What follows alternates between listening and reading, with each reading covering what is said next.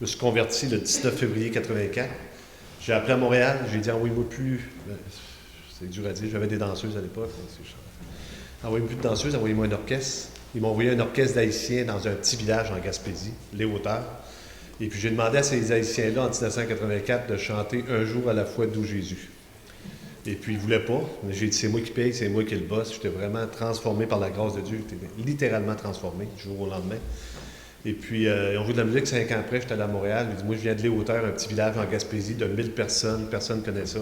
Puis, il y a un Haïtien qui a levé sa main. Puis, il dit, j'ai joué de la musique pour toi.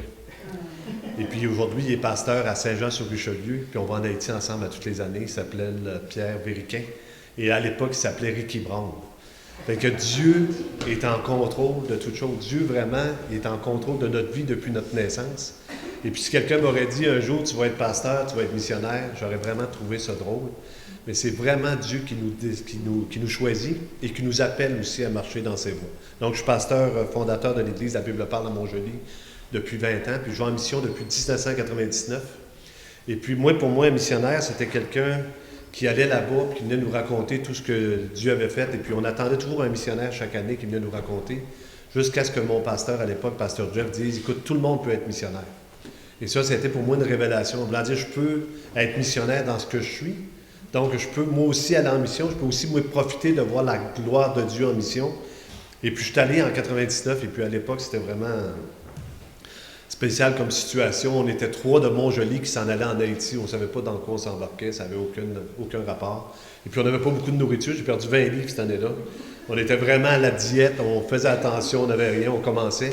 Et puis, quand on était là en 99, le pasteur de la place, il dit, on aimerait vous montrer quelque chose. Fait qu'on est embarqué dans une boîte de pick-up, dans un tap-tap. Si vous venez en Haïti un jour, vous allez vivre l'aventure de votre vie. Dans une boîte de pick-up, on a roulé pendant 1 heure de temps, dans des chemins complètement défaits, jusqu'au bord de la mer. Et puis, il y avait une grosse bâtisse qui était là. C'est une bâtisse qui appartenait à des Américains. Il dit, on vous offre de venir travailler pour 9 ans sur ce terrain-là et de faire quelque chose avec. De peut-être sauver des gens, d'aider des gens. Et puis là, on s'est pris par la main, on a prié. Puis là, c'était vraiment la réponse de la pasteur Jeff aussi, parce que depuis 84 qu'elle est en mission, on était rendu en 99, il allait, chaque fois, il changeait de lieu. Il allait prêcher à une place, prêcher à l'autre, mais il n'avait jamais pu établir vraiment de mission qui allait durer. Et puis, on a commencé en 2000, on est allé sur ce terrain-là.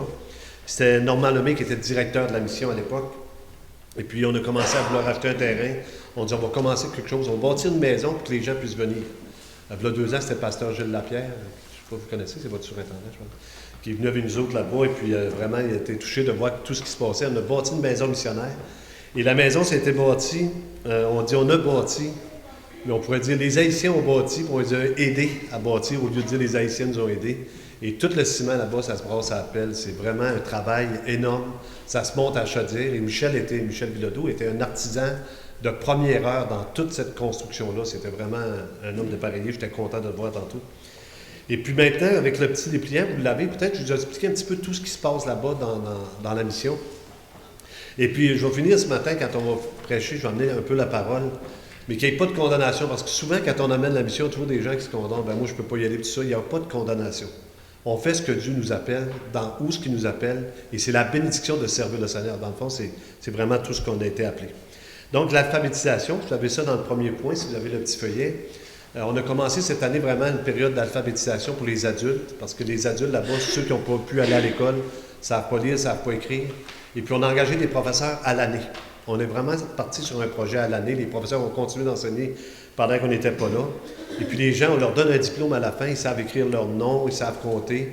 Et puis ils sont tellement reconnaissants. Si vous allez là, vous allez voir la reconnaissance de ces gens-là. C'est inimaginable de voir comment ils sont bénis par ce qu'on fait. Le parrainage, ça existe depuis à peu près 15 ans. Le parrainage, c'est de payer un peu comme Child Care. Nous autres, Vision mondiale, nous autres, c'est Child Care. Et les enfants, on les connaît tous par leur nom. On va en mission, donc on est là. Et ces enfants-là peuvent manger chaque jour. Ils peuvent aussi aller à l'école. Ils peuvent avoir un diplôme à la fin de leurs études. Et puis, il y a toujours quelqu'un qui le soutient. C'est comme le mien s'appelle Gerson. Un autre s'appelle un autre nom. Mais chacun a le sien. Et puis, quand on a commencé ça, ça a vraiment fait la différence aussi dans les familles. Parce que le petit argent qu'on leur donne, il en reste toujours un surplus pour la famille. N'oubliez pas qu'Haïti est un des pays les plus pauvres au monde. L'espérance de vie, 54 ans. Il y en a 111 sur 1000 qui meurent à la naissance. C'est vraiment là, une catastrophe de vie. Si vous regardez un petit peu les nouvelles, vous regardez Haïti, on était là durant le tremblement de terre. Et puis ces gens-là, ils ont une foi qui surpasse, si on peut dire, toute intelligence. C'est même une confusion de voir que ces gens-là louent le Seigneur sans rien. Le lendemain du tremblement de terre, ils étaient dans les rues, puis ils remerciaient Dieu. 250 000 morts, de les avoir protégés, puis que le Seigneur est bon, puis le Seigneur est ici, ça. Fait que c'est vraiment, si vous allez là pour donner une Bible, vous ne la ferez pas refuser, ils vont vous en demander 2. Fait que ça va être différent de par ici quand vous voulez donner une Bible au coin de la rue. Fait qu'il y a le parrainage qui fonctionne très bien. La cantine, on a commencé à nourrir les enfants à l'école une fois par jour, le midi. Et puis là, on nourrit 400 enfants tous les jours. Bon, on dit, on nourrit les enfants à l'école, mais ceux qui n'ont pas le moyen d'aller à l'école, qui les nourrit? Donc, on a ouvert une opportunité que les enfants qui n'allent pas à l'école puissent être nourris aussi au moins un repas par jour. Et puis là, on a dit, bon, mais les personnes âgées qui sont dans leur hutte, dans leur maison, qui n'ont rien mangé, qui les nourrit. Donc, les enfants vont emmener un plat à quelqu'un qui est en train de mourir chez eux, qui est malade, pour l'amener là. Ça a vraiment aussi amené toute une différence. Et cette année, on a travaillé fort sur l'école. Il y avait une grosse école qui était en construction. Puis on a fini les planchers, on a engagé des Haïtiens pour finir les planchers pour que l'école puisse vraiment être ouverte, et puis être ouverte au mois d'avril. Et puis là, on veut parrainer même des professeurs qui vont pouvoir à leur tour avoir plus d'éducation pour pouvoir enseigner mieux les enfants et faire ces choses-là. Distribution alimentaire, ça c'est un défi pratiquement d'un homme. Je ne sais pas si vous connaissez Arthur Guignard. Est-ce que vous connaissez Arthur Guignard? Mon petit-fils est là-bas. Ah oui? Arthur Bonbon. C'est Artie Bonbon qu'on l'appelle là-bas en Haïti. Cet homme-là est arrivé en Haïti, bougonneux, puis tu lui diras pas, hein? Mais c'est un homme qui cherchait sa voie, si on peut dire. Il était chrétien, marchait avec le Seigneur, puis dans sa vie, c'était tranquille. Il me semble qu'il ne se passait pas grand-chose. Il a décidé de venir en mission. Il avait 68 ans, je pense que ça fait 7 ans, 68, 77 ans.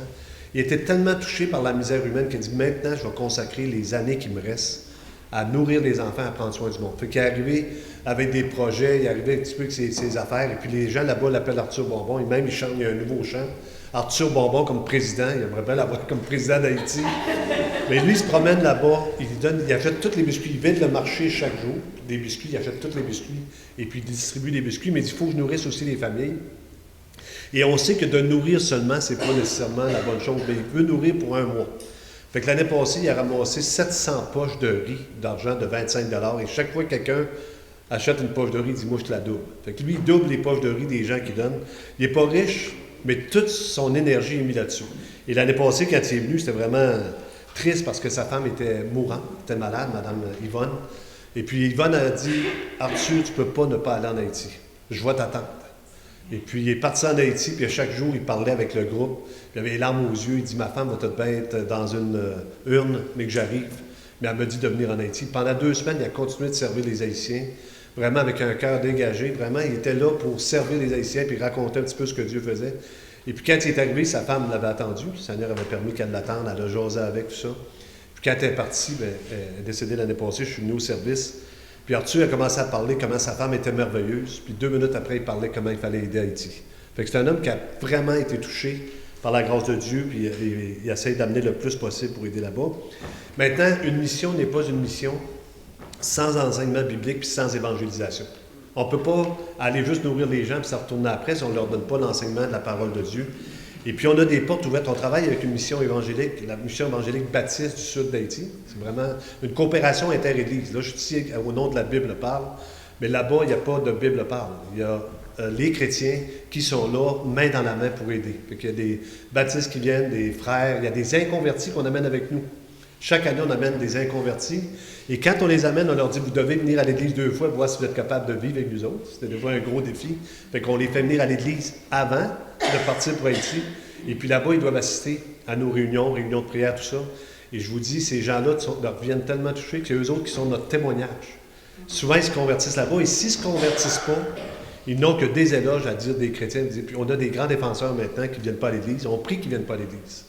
Parce que tant qu'ils sont en dehors de l'Église, ils ont beaucoup plus de crédibilité pour parler en bien de nous autres. Parce que nous autres, c'est sûr. On va parler en bien de nous autres, on s'aime, on est ensemble, on est en famille. Mais quand quelqu'un de l'extérieur, il dit qu'il remarque vos bonnes œuvres et qu'il glorifie Dieu au jour qu'il les visitera. Donc, ces gens-là voient les œuvres qu'on fait. Pas qu'on est là pour se vanter de nos œuvres, les gens les voient, et puis ça devient un témoignage, après ça, en dehors de ces gens-là. Donc, Pasteur Jeff, il vient avec nous chaque année 6 semaines. Et puis, ils enseignent aux pasteurs. On se dit, si on peut enseigner les pasteurs pour leur donner la vraie direction, eux autres peuvent enseigner des multitudes. Donc, ça, c'est vraiment l'enseignement le matin. On fait aussi de l'évangélisation avec les enfants. Et puis, quand on fait un film en Haïti, il n'y a pas d'électricité. Où ce qu'on est, il n'y a pas d'électricité, on a une génératrice. Et puis, le soir, on va starter la génératrice, puis on projette un film sur le mur. Et là, il y a 500 personnes qui viennent au film. Quasiment, c'est la folie. Ça rit, ça a du plaisir. Ils n'ont pas de cinéma, ça n'existe pas. Mais il y a vraiment ce désir-là aussi d'amener les gens plus loin. On a une formation de jeunes qu'on fait toujours du 1er au 15 janvier. Fait que les jeunes, c'est le groupe de jeunes, ceux qui vont au cégep, l'université, ils viennent plus tôt, on va évangéliser avec les Haïtiens, on travaille avec eux autres. Ça, c'est vraiment une communion. On a une communion vraiment précieuse avec ces gens-là, c'est vraiment spécial. Là, on a commencé à développer le projet, le volet agriculture, parce qu'on se dit, c'est beau de donner une poche de riz, mais quand on part, ils sont 11 mois. Maintenant, ça dure un mois, une poche de riz pour une famille. Ils sont 11 mois sans en avoir. Fait qu'on a beaucoup de terrains qu'on a achetés. Des gens qui ont acheté, des Haïtiens qui ont acheté des terrains, puis si vous voulez les cultiver. Et cette année, on part une coopérative pour développer peut-être 7-8 terrains, parce que les gens vont pouvoir travailler pendant qu'on n'est pas là.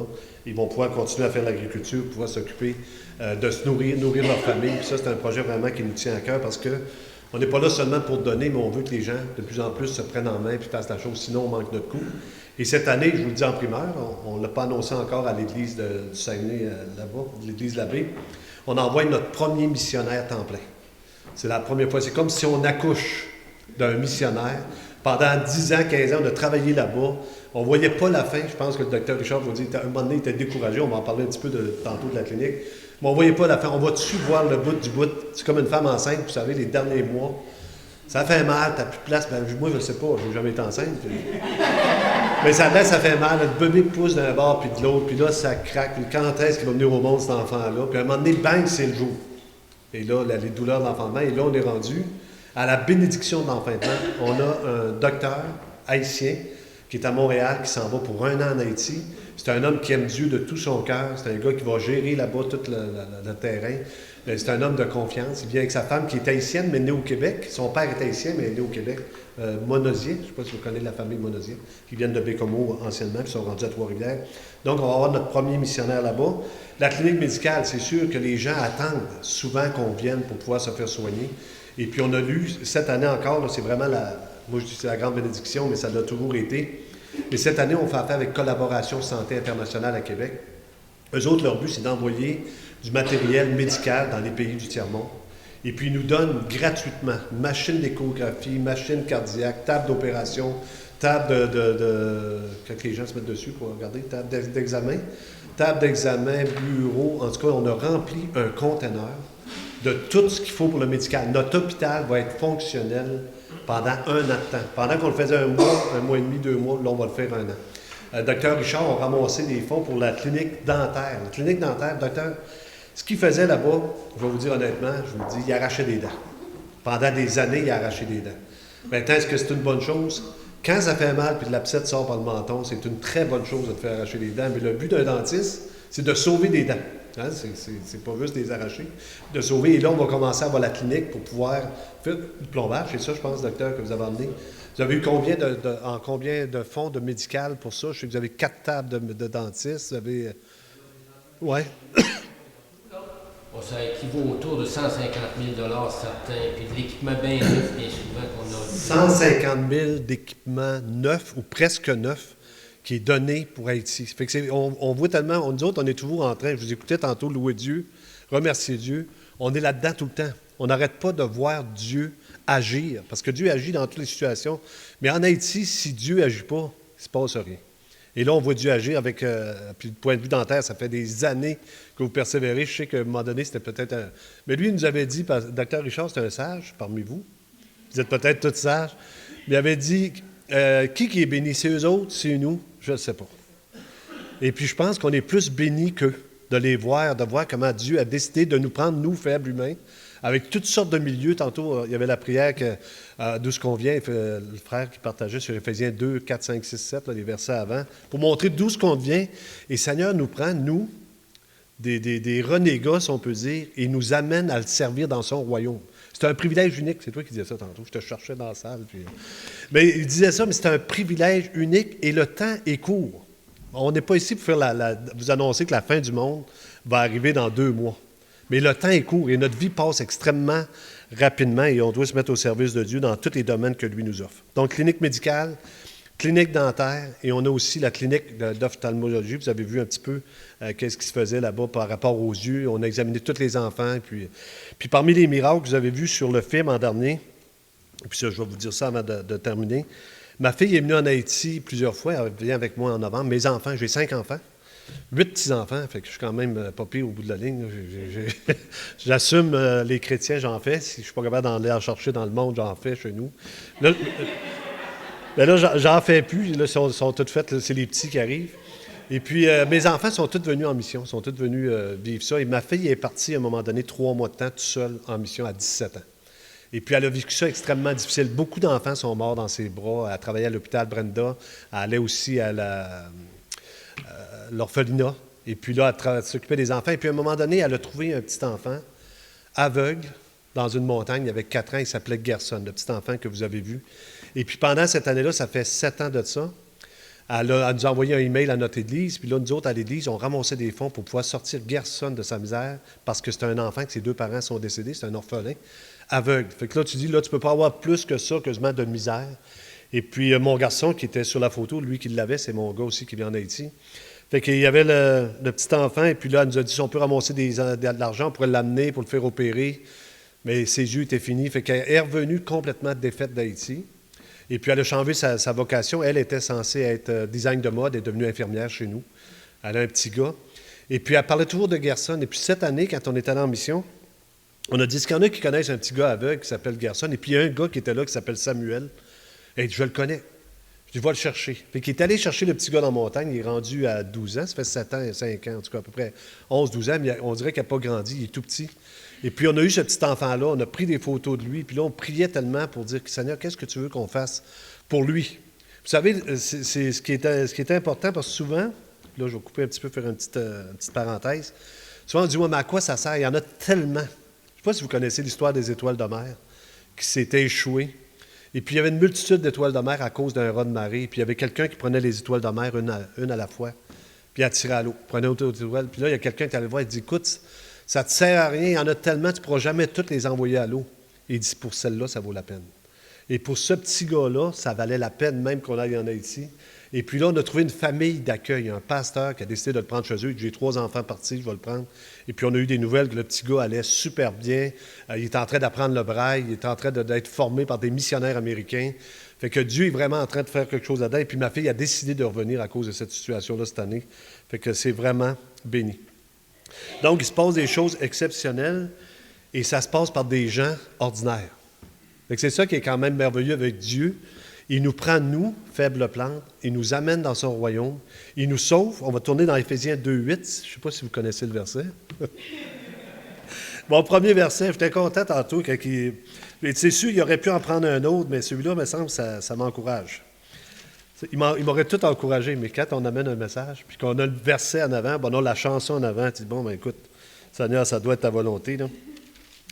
Puis dans Éphésiens 2:8, c'est un des témoignages les plus puissants de la parole de Dieu sur notre salut, hein, de voir comment le don de Dieu ne sera jamais par nos œuvres ou nos actions. Dieu nous aime d'un amour éternel et vraiment, il y a un amour inconditionnel. On voit ça dans Romains 5:8. Pendant qu'on était des pécheurs, Christ est mort pour nous.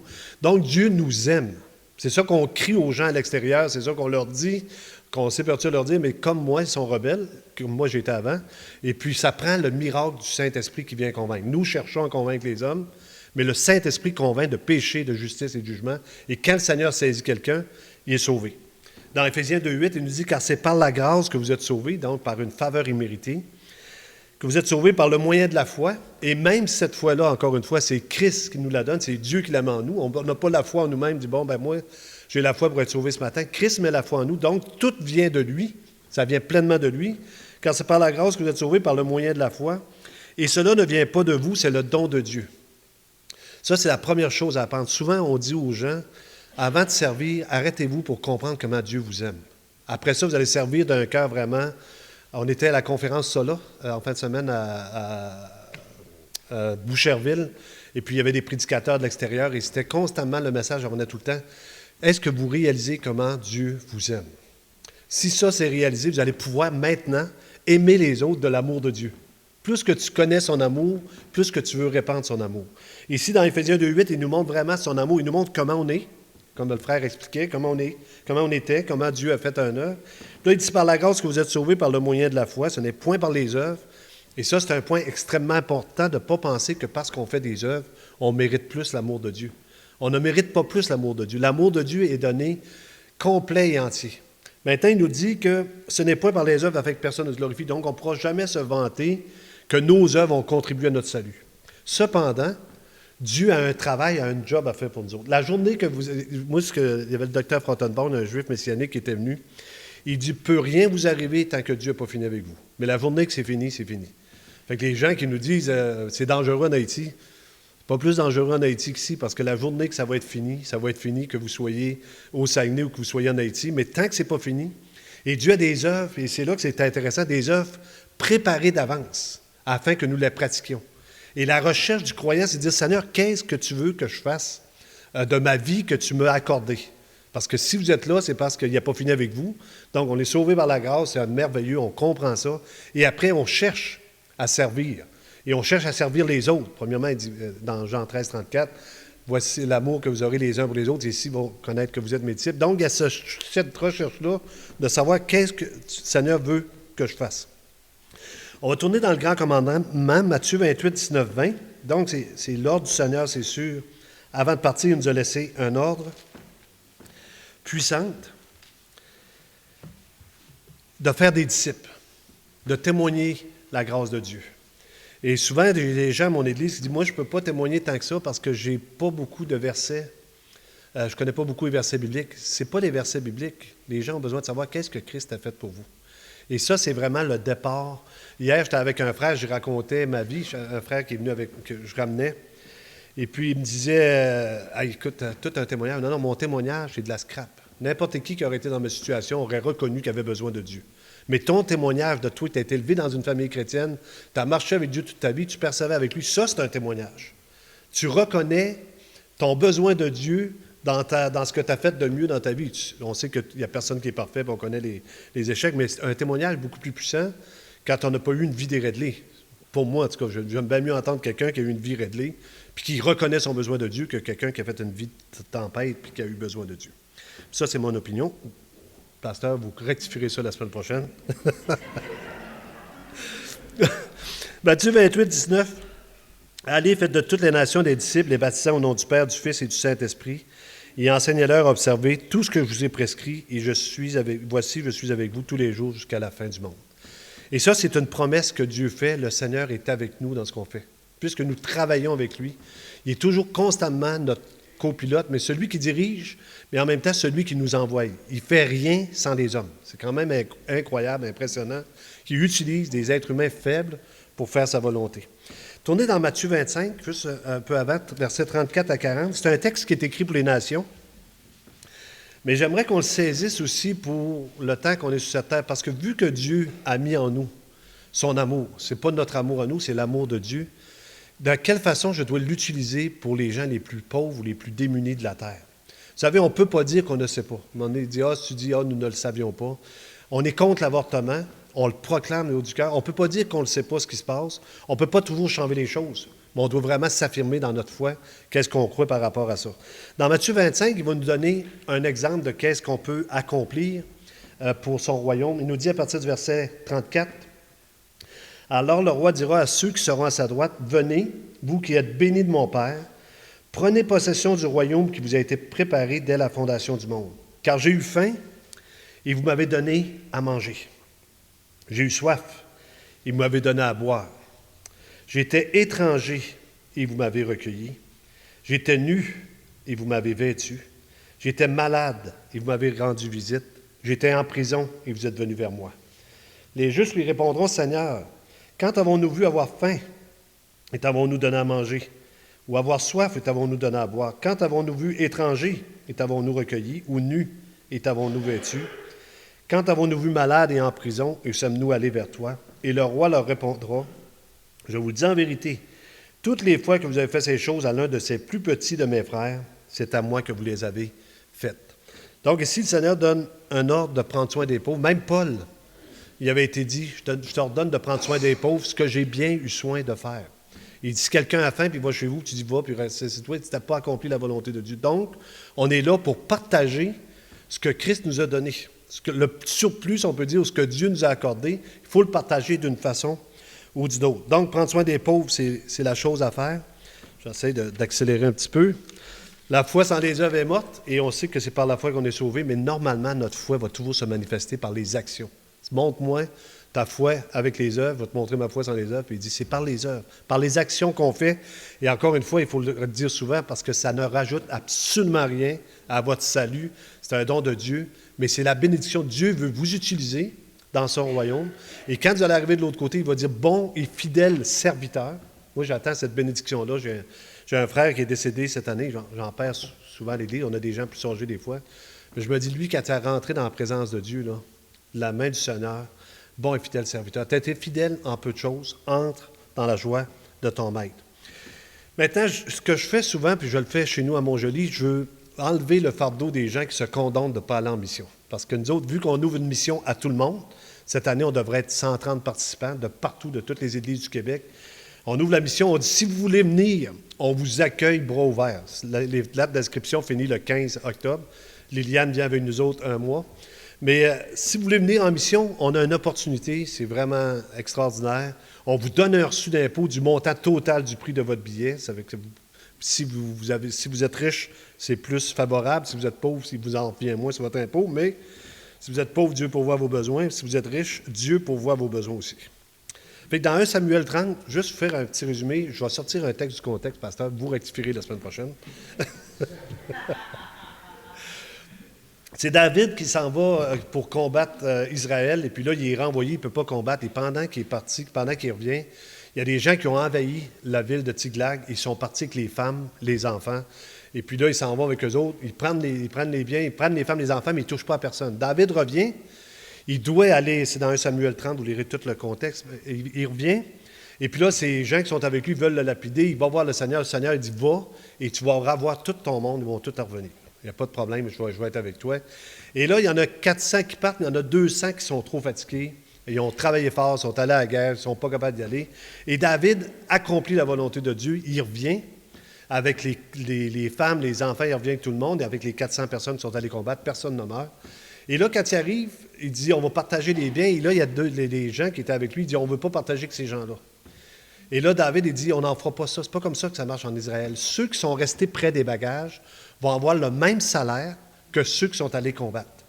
Et puis moi, j'en fais une application en disant, ceux qui ne peuvent pas venir, pour une raison ou pour une autre, et il n'y a aucune condamnation, ça il faut le dire souvent, pour ceux qui sont en Jésus-Christ, ceux qui ne peuvent pas venir, vous pouvez quand même prier pour la mission. Et ça, il n'y a personne qui ne peut pas dire, moi je ne peux pas prier pour la mission. Vous pouvez donner pour la mission. Fait que ça, c'est une autre affaire que vous pouvez faire. Tu dis, écoute, moi, je veux contribuer pour la mission, peu importe laquelle. Je sais que vous avez beaucoup de missions. Vous pouvez donner pour la mission. Vous pouvez venir en mission. Ceux qui veulent, on ouvre la porte encore une fois. Les gens peuvent venir. On a vraiment un temps exceptionnel. On se fait des amis à vie. Ceux qui viennent en mission, une fois, ils créent une amitié. Liliane, c'est mon amie, même si j'ai oublié son nom tantôt. C'est mon amie depuis des années. Quand elle me dit, pasteur, est-ce que je vais pouvoir y aller un mois? Je la prendrai les 3 mois, ça veut, il n'y a pas de problème. On l'amène un mois. Bon, on se fait des amis à vie. On se fait des gens qu'on va rencontrer, peu importe la place qu'on va rencontrer, on va être ça. Fait que donc, vous pouvez prier, vous pouvez donner, vous pouvez venir, mais vous ne pouvez pas être contre. Et je dis ça à l'Église. Moi, je pars 3 mois cette année en mission d'un bord puis de l'autre. C'est mon Église qui puis si vous êtes les plus grands donateurs, vous payez mon salaire pendant que je ne suis pas là. On a d'autres frères qui remplacent. On a 4 pasteurs à l'Église chez nous. Mais j'ai dit, vous ne pouvez pas être contre. Si vous êtes contre la mission, vous détruisez l'œuvre de Dieu. Parce que c'est le cœur de Dieu, la mission, de prendre soin des pauvres, de prendre soin des démunis. Donc, puis là, souvent, l'objection, mais il y en a des pauvres par ici. C'est vrai, prends-en soin. Si tu peux. Parce que souvent, les gens vont nous dire ça, il y a des pauvres par ici. Mais qu'est-ce que tu fais pour eux? Tu veux juste nous mettre la pression qu'on n'en s'en occupe pas. Mais si tu veux t'en occuper, pas de problème. On ouvre toutes sortes de portes, toutes sortes de situations, mais on ne peut pas être contre de prendre soin des plus démunis du monde, parce que là, on fait vraiment l'œuvre du diable. Je vous le dis littéralement. Pasteur, vous me corrigerez la semaine prochaine. Vous êtes d'accord avec ça? Mais je pense que quand on va dans une autre église, on fait attention pour ne pas amener des niaiseries, mais là... Maintenant, je finis avec ça. On avait dit jusqu'à 11h15. Je finis avec ça. Tournez dans Galates 6, 7 à 10. Et puis, on est dans un temps unique de la grâce de Dieu qu'on peut encore agir, comme Jésus avait dit, en plein jour. Chez nous, à Montjoly, on a le privilège d'être sur la radio depuis 7 ans. Et puis, je dis aux gens, c'est une radio communautaire qui est quand même assez écoutée, tant qu'on va avoir l'occasion d'être sur la radio, on va demeurer sur la radio. Maintenant, quel message j'amène sur la radio? J'amène des messages d'évangélisation. Je ne prêche pas aux chrétiens, je prêche aux inconvertis qui écoutent la radio pour qu'ils puissent accepter le Seigneur. On fait la même chose à la télévision. On a une émission de télévision communautaire depuis des années.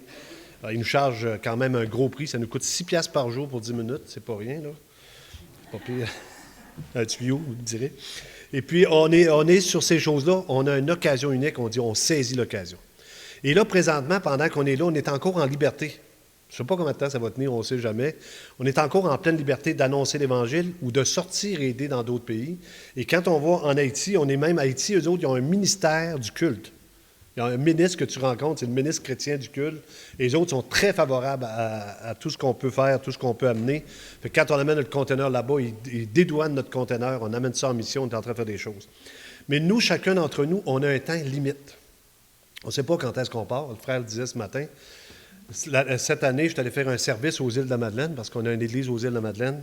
Un jeune homme de 35 ans, 6 pieds 3 pouces, 215 livres. Puis il n'est pas mort d'un accident. Là, 3 ans, je l'ai marié. Là, 2 ans, il y a eu une petite fille. Là, à peu près 1 an et demi, 2 ans, il y a eu une petite fille. La petite fille manque d'air au cerveau. Donc, ils sont trouvés de la gaver.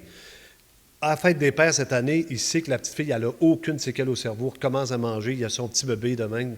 Vient de se marier. Et puis, il ne file pas bien, 2 semaines après, il s'en va à l'hôpital. Il me dit, on ne sait pas ce que tu as pas l'air d'avoir grand-chose. Il s'en va chez eux, puis il tomberait de mort dans son lit. 35 ans. Si quelqu'un m'aurait dit lequel, puis on pourrait faire le test ce matin, quel vous pensez qu'il va mourir le dernier dans ce lieu? On peut prendre une chance du plus jeune, mais ça ne veut rien dire. On ne sait jamais quand est-ce que Dieu va nous ramener. Et c'est pour ça qu'on doit être vraiment concerné par faire ce que Dieu nous demande, chacun d'entre nous, pendant qu'on a l'occasion. Et dans Galates 6, je veux terminer avec ça, versets 7 à 10, « Ne vous y trompez pas, on ne se moque pas de Dieu. Ce qu'un homme aura semé, il le moissonnera aussi. Celui qui sème pour sa chair moissonnera de sa chair la corruption. Mais celui qui sème pour l'Esprit moissonnera de l'Esprit la vie éternelle. Ne nous lassons pas de faire le bien, car nous moissonnerons au temps convenable, si nous ne nous relâchons pas. » Et souvent, on peut vivre des périodes de découragement où on ne voit pas le succès de ce qu'on fait. Mais on n'a pas besoin de le voir. Pas besoin de savoir, écoutez, je fais de la radio, je n'ai pas besoin de savoir combien de personnes écoutent la radio, combien se sont convertis. Ce n'est pas à moi, ça appartient au Seigneur. Mais moi, j'ai besoin de savoir, est-ce que je suis en train de faire la volonté de Dieu? Et chacun d'entre nous, on l'encourage dans les couples. Le mari, aimez vos femmes, femmes, aimez votre mari, prenez soin de vos enfants, toutes des choses, toute la volonté de Dieu. Mais si tu m'as appelé, Seigneur, qu'est-ce que tu veux que je fasse, moi, pour le prochain, pour l'autre à côté de moi? Qu'est-ce que tu veux que je fasse pendant que j'ai l'occasion? Parce que l'occasion ne vous sera pas toujours donnée. À un moment donné, c'est fini. Ça va être... il y avait un pasteur de Montréal, son garçon me disait que là, il fait de la démence, puis Alzheimer, 73 ans. Il a servi le Seigneur toute sa vie, et là, il ne sait même plus ce qui est rendu. Il ne se connaît plus verset biblique, puis il est vraiment tout mêlé dans sa tête. Mais je me dis, au moins, pendant qu'il avait l'occasion, lui, il a fait ce que Dieu avait demandé. Mais on n'est pas tous appelés pasteurs, mais on est tous appelés à servir. Et quand on peut saisir l'occasion que Dieu nous donne, écoutez, c'est la bénédiction, c'est de savoir qu'on est dans le plan de Dieu. Puis il termine en disant, « Ainsi donc, pendant que nous en avons l'occasion, faisons du bien envers tous, principalement envers les frères, en la foi. » Donc, vous avez le feuillet, vous pouvez prier pour ça, si vous voulez. Vous allez prier pour Aline. Docteur Richard aussi, qui vient encore cette année avec...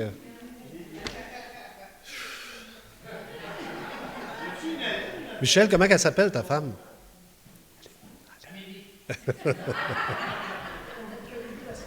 Ouais. Ben là, mais que je passe un mois avec toi là-bas à Liliane. Fait que si vous voulez, on va courber notre tête, on va faire une prière avant d'avoir les chants. Ô Seigneur Dieu éternel, quelle joie que d'être dans ce lieu, Seigneur.